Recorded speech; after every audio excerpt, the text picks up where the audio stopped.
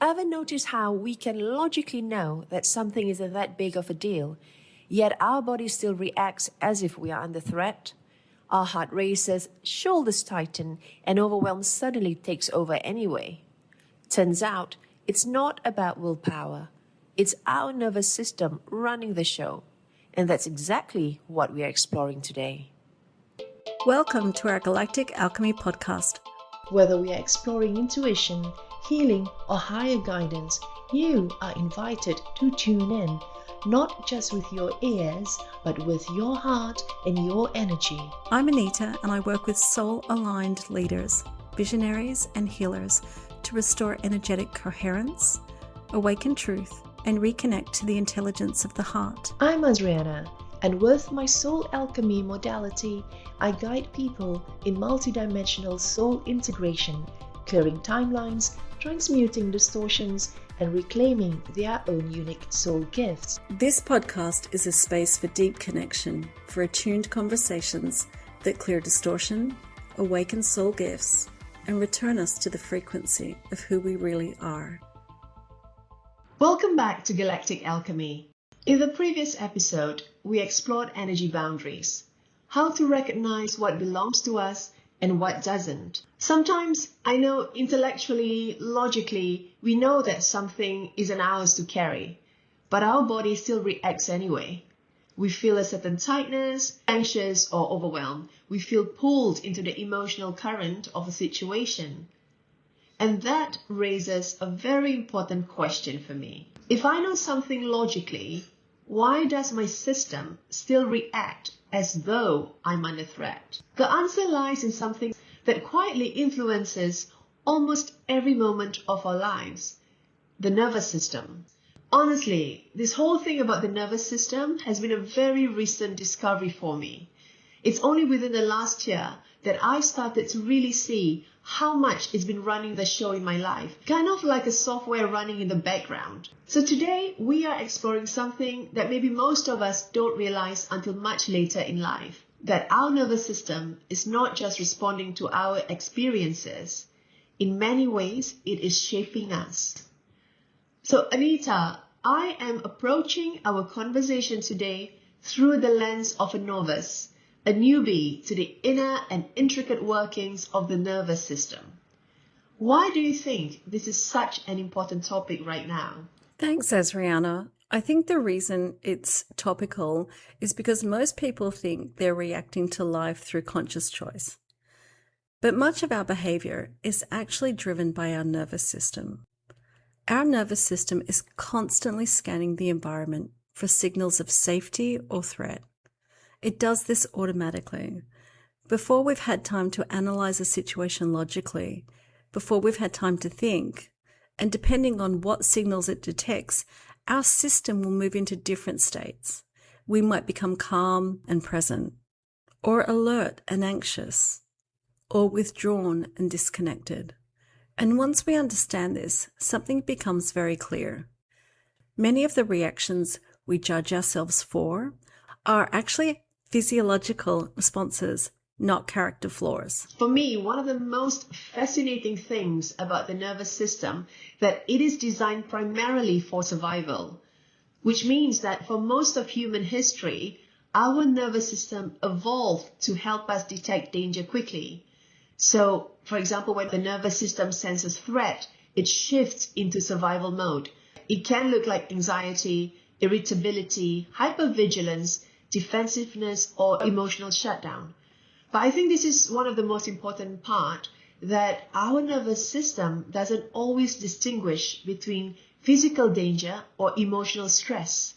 So like a difficult conversation, a tense environment, a conflict in a relationship, or even when reading upsetting news online, all of this can trigger the same survival response in us. And when we are in survival mode, our brain prioritizes protection, not clarity, which is why in those moments, sometimes we say things we regret. Maybe we withdraw from the people we care about, or we feel completely overwhelmed by situations that later on actually seem manageable. Azriena, which of those three do you think you do most often? Do you think you withdraw, or do you just wake up in regret, or do you feel overwhelmed and want to manage it? To be fair, because I am a bit of a control freak, I would feel overwhelmed and then I want to manage it because I need to control it. I would say one of the roots for that is my hypervigilance. So I will do all that first because I'm so aware of all the different undercurrents that's happening in the dynamics of my relationships or situations. And then I feel that I can see ahead and know the outcome if we don't do things this way. So then, the control part starts to come in. And then I get overwhelmed when it's not falling according to my script. So that's probably one of my primary responses. But I also find that later on, when I'm able to let go, what I do is that then I withdraw.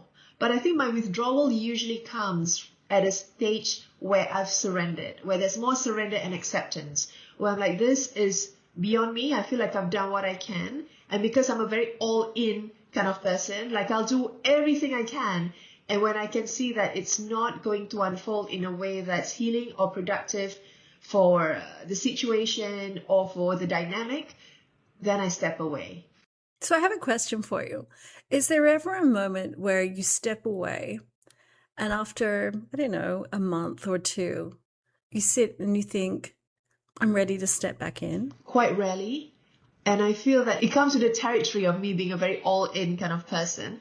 Like if I love you, if you're my person, I will have your back. I will not do it blindly, but I will be here through thick and thin. By the time I withdraw, I step away, it's already kind of done. Like there will be a lot of situations or evidence that lead up to me feeling, okay, now I step away. So in your soul blueprint, would you say that you knew that this would have a finite period of time where you would be invested with this person or this relationship or this job or situation, and then like a posting overseas, and then when it comes to a natural end, that's it for you?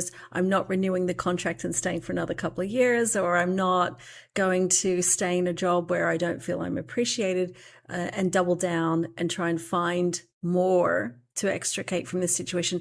You really do seem to trust that it's come to a natural end. I trust that it will come to a natural end. And I would have to say that in my soul blueprint, there has been different situations and scenarios. Maybe that the friendship or relationship ones could be different. And so it is with jobs or overseas postings. Like some I just know. For example, when I moved to the Middle East, even before I hit there, I could just feel it's a 5-year cycle for me. And the ending was smooth. You were not pushed to make a decision. But there have been other situations where I'm like, I'm in this for the long haul, and it didn't work out that way. It was harder. But I feel that for those of us who are very in tune with the galactic cycles, with the planetary cycles and our own cycles, like I know when it's kind of coming up. And deep down inside, I want to resist this. I don't want this friendship to get into this tricky situation. But because of the work we do, and I'm vibrating at a certain rate, and so are others, and I can already feel the shift start to happen. And my husband actually illustrated this in a way that made so much sense. And I'm like, wow, why are you such a genius? He said, especially with friendship dynamics, that he said for every year or month when you start to shift by a degree away, right? And then you see you shift apart by 1 degree in the first month. In 12 months, it's 12 degrees. And then it just keeps widening and widening. So he said, unless there was a real intention to close that gap and the frequency is going to match again, that's just how things are going to go.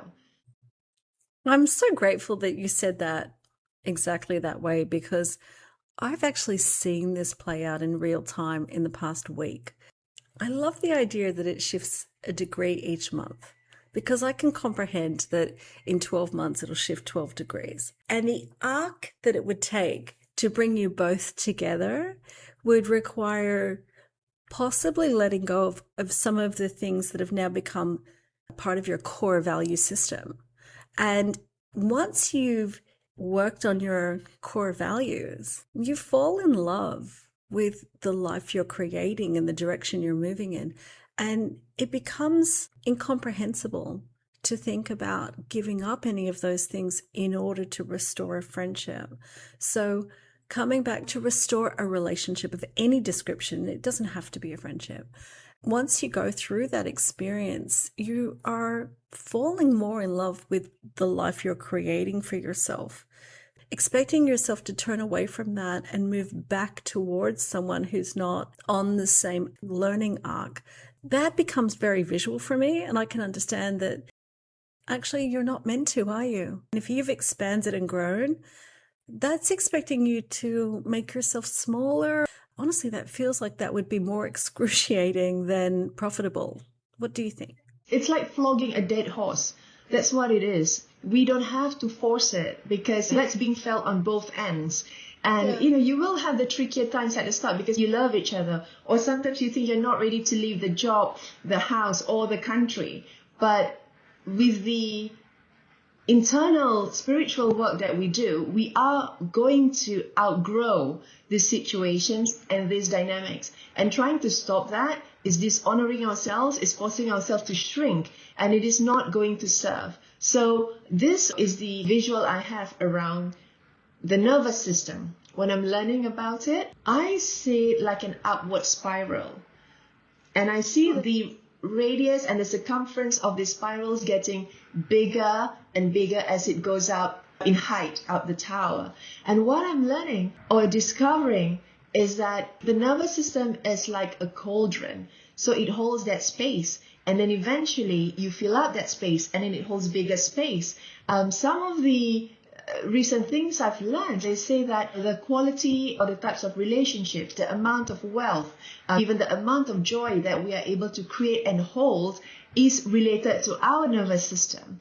So when I discovered this last year, I started looking at the patterns I have, especially when it comes to career and money.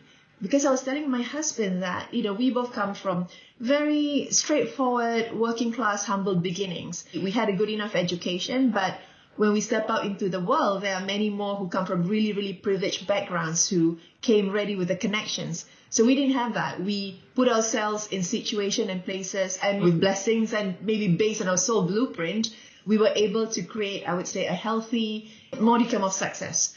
But what I find is that for us, it comes with a lot of strife. It's always uphill, and then we get so burnt out and we look at other people. How is it so easy for them?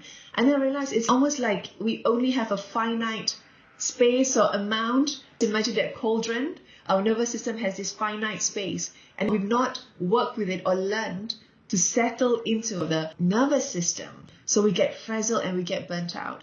I feel right now where I'm on this journey is to relax into my nervous system and make this current level of comfort the new baseline, instead of, okay, now I'm here, okay, what's next? It's about learning to settle into the new baseline and expanding it and making the next bigger, better thing the next baseline, but without too much frenetic energy. So when I begin to understand the workings of the nervous system, I start to look at my emotional reactions differently. So instead of asking, why am I reacting like this? I can ask a much more compassionate question. What state is my nervous system in right now? Because when my system feels safe, my behavior changes dramatically. I become more patient, more thoughtful, more capable of listening, and more able to stay present in difficult conversations. In other words, the version of myself I most want to be becomes accessible. And when our nervous system feels threatened, that capacity disappears. And not because we lack maturity, but because our body has shifted into protection mode. I do not know where you stand with this, and have you got any recent sharings maybe? This is especially important in relationships because our nervous systems are constantly interacting with the nervous systems of the people around us. You may have noticed that some people naturally make you feel calm and you move towards them and you feel really relaxed in their presence. Your breathing slows, your mind becomes quieter. That's not just a psychological experience. It's a physiological one. Your nervous system recognizes signals of safety. But the opposite can also happen. Some environments create tension.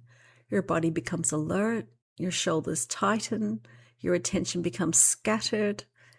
And when two nervous systems are both in survival mode, communication becomes difficult. And before long, a conversation becomes a cycle of defense rather than understanding. And that's interesting because when you want to learn about your own wound, when you want to do some work on yourself, I've noticed that when people go into defense, if you pause and you take a breath and then you really lean into compassion, that person's in that childhood wound, needing to be seen, needing to be recognized. I'm listening to the defensiveness, but if I can provide you with a couple of sentences that become the vehicle for you to unpack that defensiveness, if I can send you some energy of, it's okay to feel safe here. Because the minute I know that where one of us are in defensive mode, or maybe both of us are in defensive mode, the real work is to catch yourself.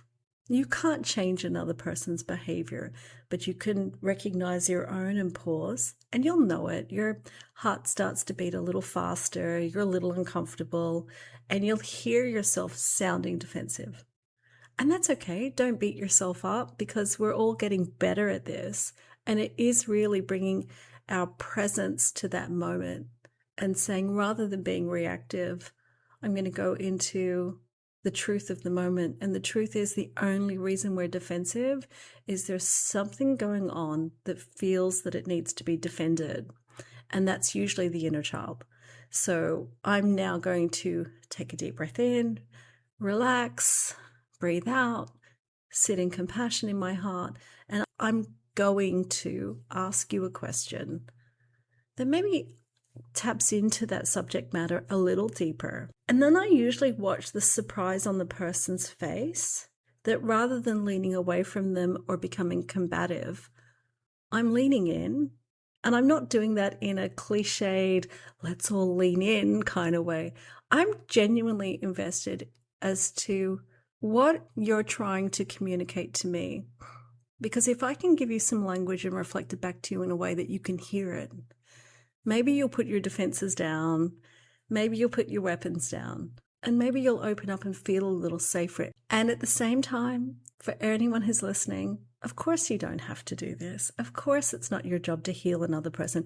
And it's actually in this moment, I'm not thinking about healing someone. What I'm thinking about is I'm interested in the motivation that would bring you to a point where you think this behavior serves you. Because sometimes if you can just hold enough space for someone, they'll notice it about themselves and they can autocorrect. And when they do that, because they're correcting themselves, you're not correcting them, the lesson lands and they'll learn something from that moment and they'll have a takeaway and it'll shift the dynamic within them. And within a few weeks, there'll be something else that happens. You're always going to shift a little more effectively if you're doing it for yourself. If somebody is available to hold space for you just for a moment and you get to see what's going on within yourself, that's a really beautiful gift to give another person. And it didn't cost you anything. Maybe it cost you a couple of minutes of your time. I'm inclined to do this occasionally because people have done it for me and it's really changed my life. And I can think immediately of 3 or 4 women who have shown up and just held space for me so that I could catch myself and come to awareness of where I might be misreading something, looking at the world through rose-colored lenses and not seeing things as they truly are and misdirecting my energy. So I'm grateful to people who are kind enough to do that for me. Based on what you've just shared, which is focused more on the relationship dynamics, I'd love to zoom out a bit more. What I really want to know, Anita, how do you think the nervous system works and applies to someone's career? How one can progress through nervous system limitations, or how do they overcome certain limitations and grow into more comfort, strength, and trusting the nervous system? Azriena, that is a conversation that I'm having with someone right now. Academic, highly accomplished, have had feedback from their team that was surprising to them. And I think sometimes when we're driven to be the very best we can be, particularly in that AI world, in that technological world, we're so mentally focused on accelerating progress and delivering the best project and making sure that everything's timely and succinct, that we lose a little bit of our own compassion and our own emotionality that actually would serve that situation. And then we become a little disconnected. And then the people in our environment or in our team feel that disconnection, even though you may not have said anything. And now they don't feel like their contributions are being valued. And when they then go in to do their reviews at the end of the quarter or, half yearly, it's a chance for them to express how they're really feeling. And it's a chance for them to regroup. This can be really surprising if you think that we're all working collectively and it's all going smoothly because we're hitting all of our KPIs. Their nervous system has become so driven by the outcome that they've become a little numb. And everyone else on the team, their nervous system recognizes this numbness as disconnection, but based on the lens of their childhood, they're taking it personally. And now it's not about the collective team. It's about, I feel rejected by the tribe. I feel left out. I feel like you didn't value what I had to say because you didn't put it into the final submission. Recognizing that everybody's nervous system is directing the momentum of the team. This is why sometimes a team that's very coherent at the beginning of a project can end up incoherent at the end of the project. So understanding nervous regulation and knowing that you can recognize when somebody's feeling that things are a little off center, and then as a great team leader, having a few tools to bring people back in and to regulate the nervous system of the collective. So Azriena, I know you have great experience in that corporate environment. If you see the wheels are starting to come off, are there like a couple of tools where, whether it's a team bonding experience, or are there tools that you use or you've seen great leaders that you really respect use to bring everyone back in? And this isn't placating people. These are tools that would really help to re-regulate the nervous system of the team. When I was leading my team in the corporate environment, and I think this is where the hypervigilance, the control freak aspect of my nature worked really well, because I had to build a team through a lot of ambiguity during the COVID years. I was building it almost from scratch. It was a lot of online hiring. I don't even get to meet them face to face. So there's a lot of personalities I'm trying to put together to make it work. And because I'm hyper-vigilant, I feel the undercurrent. I'm able to see which personalities will work better with others under different situations. So I mitigate that. I can actually see how it's going to unfold down the line. I can see how this is going to unfold 3 months in. So I have very preemptive measures. I start to create a situation where the strength of this person can be utilized by this other person. Under normal circumstances, they would not end up collaborating. And then I keep a keen eye on how that dynamic unfolds. So that is my approach. I was very privileged at that time. We had a lot of budget to do a lot of team bonding experiences. A lot of that I organized myself. I get down in the trenches, and I would say during my tenure with them, which was almost 4 years, we built a very solid team. And it's funny that you asked me that, because now it's almost 3 years since I left. They've just invited me again to one of their team gatherings. So I always get invited back because now I get to be a friend, which is beautiful. But I guess for myself, the downside to that is because I'm a little bit too hyper-focused on trying to control the dynamic of that team. And because of my own childhood woundings, maybe I go above and beyond in kind of trying to make sure everyone is pretty okay. I was the one who got severely burnt out, like in the background running all of these things. So this is why, that is what I'm also trying to learn in this last couple of years. Where can I find a happy middle ground? That is such a common story I hear with female leaders, that at some point they become burnt out. Because I have an energetic statement that I've noticed with people as they become burnt out. I was at a point where things were fantastic. Everything was going well. We were making progress. And I knew I just had to push a little harder. I knew I had to double down and just get through this project and deliver. And I feel like it's the moment there's that tipping point where you just have to give it a little bit more. For me, that's my signpost. I'd be okay, no, this is where we stopped and see if there's a better way to do it.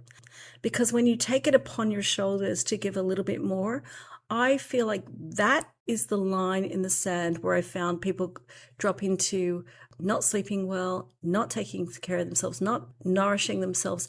And I start to see a rise in autoimmune signals such as, fatigue, then chronic fatigue, hypothyroidism. And I'm speaking from personal experience predominantly, but also what I notice is certain industries that there's a high level of incidence of autoimmune issues. And they tend to be high performance, high stress, a lot of engagement that you can't control, and needing to meet deadlines. And when you squeeze all of that together, if you're climbing the ladder, you will give everything that you've got. What you'll find is the people who are at the top of that ladder, they know exactly how far to push, and then they know when to pull back and relax. 3 tools I embrace are: A, schedule plenty of short, sharp breaks during your week, allowing your nervous system to regulate. Where possible, turn your phone off in the evening. And C, whenever you're invited to an event, consider being the first person to leave. There has to be no FOMO, and there has to be a real embracing of JOMO, joy of missing out, which you mentioned in our last podcast. Since we've touched on relationships and then we move out a little bit further to talk about the career space, I just want to now zoom out for a moment and look at this through a broader lens, maybe through a more galactic lens. Can you just imagine that our nervous system is actually a regulation system? It constantly adjusts and adapts to the environment. And when I think about this energetically, it mirrors a pattern that I see throughout nature, or that we see throughout nature, that healthy systems regulate themselves. The planets maintain the orbit, the ecosystems balance themselves. Cells regulate what enters and exits their membrane. Our nervous system does the same thing. It is continuously adjusting our internal state in response to the world around us. And when I begin to work with this system rather than fight it, something that's really powerful starts to happen. I become less reactive and far more stable in my own field. So, Anita, can you give us some tips on how can we stabilize the nervous system better? So I love the way you were talking about that larger perspective, because it's reminded me recently of a documentary I was watching where animals in the wild, when they've had a traumatic experience, will usually shake it off. There'll be like a tremor within their field, and then they will keep moving on. And when we're children and we have a traumatic experience, children might go to cry or they go to shake, and someone will stop them and say, "Don't do that. Don't you cry. Don't you do that." And they'll pause. And that causes that trauma to be buried into the cellular body instead of being released, which is why somatic techniques work so beautifully, because they understand the power of shaking it off, shaking something through the body, walking your story through the body, finding out where it lands, inviting you to shake it off through that part of the body. So I think this is an important question. How do we support our nervous system? And the good news is that regulation doesn't require complicated techniques. Often the most effective practices are very simple. For example, slowing the breath, stepping outside into natural light, taking a few minutes away from stimulation, moving the body gently. These signals tell the nervous system that the environment is safe. And once the system begins to settle, our perception changes. Situations that once felt overwhelming become manageable, conversations become clearer, and we regain access to our ability to respond rather than react. Do you have a practice, Azriena, that's powerful? For myself, starting the day with my meditations every morning is what really sets the tone for me for the rest of the day. and I do an energetic shielding, because for me, once I've done that, I have protected my energy space, because everything else that happens outside of that, I can't control that. How do you shield your energetic space? So I do it a lot with the bubble of lights that we talk about. But since the end of last year, I have started this new technique called the Maharik Seal meditation. For our audience who feel like they are curious about this or they would like to find out more, it's called the Maharik Seal, Maharic, and then Seal. So a lot of these techniques are based on Keylontic science, Key, and then Lontic, Lontic, which I discovered through the book Voyages written by Asha Yanadian, and also through the writings of Lisa Renee at energeticsynthesis.com. So these are knowledge that is actually part of my remembrance journey. But another thing that I would like to share before we head into wrapping up today's podcast is this Instagram slides that I literally just saw last night from the IG account, The Trauma Educator. And that is the.trauma.educator. Let me just read it out for everyone. Complex trauma isn't just what happened to us, it's also what we lost because of it. Most complex trauma happens in childhood through repeated, obvious, or more subtle traumatic experiences that shape our physiology, our emotional states, and our sense of self. But complex trauma is not just what happened to us, it's the atmosphere, the culture, and the emotional environment we were raised in. And contrary to single trauma experiences, complex trauma is ongoing. As we grew up in these environments, we were missing key ingredients we needed to develop in a healthy way, but we didn't yet know how to name what wasn't there. These fundamental ingredients we lost were safety, hope, innocence, trust, and choice, and their loss was never forgotten by our nervous system. Safety. We lost safety when the environment around us was controlling, chaotic, overwhelming, avoidant, abusive, or disconnecting, and our nervous system learned it wasn't okay to fully settle or relax. Hope. We lost hope when our needs were repeatedly unmet or dismissed, and over time we stopped expecting things to get better, learning instead to brace and anticipate disappointment. Innocence. We lost innocence when we were exposed to realities we weren't ready to hold, to problems that weren't ours to solve, or when we had to step into roles that belonged to the adults around us. Trust. We lost trust when the people we depended on for protection were the source of harm, unsafe, inconsistent, unavailable, or unreliable, and closeness became associated with confusion, fear, and hurt. Choice. We lost choice when we got repeatedly harmed and had no way to stop it or control what was happening, leaving us feeling helpless without a sense of agency. The loss of these key ingredients created layers of unresolved grief in our bodies because there was no space, language, and support to name and process it. This unresolved grief doesn't disappear. Yes, it can drive depression or even decades after our traumatic experiences, showing up as numbness, low energy, hopelessness, fatigue, and detachment. Depression is an expression of complex trauma. Healing is possible, but the trauma underneath needs to be addressed, not just the symptoms on the surface. Part of healing involves meeting the unresolved grief, not all at once, but in slow, small, manageable doses that the nervous system can stay present with, process, and integrate. Perhaps the most important thing to remember is this. Many of the reactions we criticize in ourselves are simply signs that our nervous system is overwhelmed.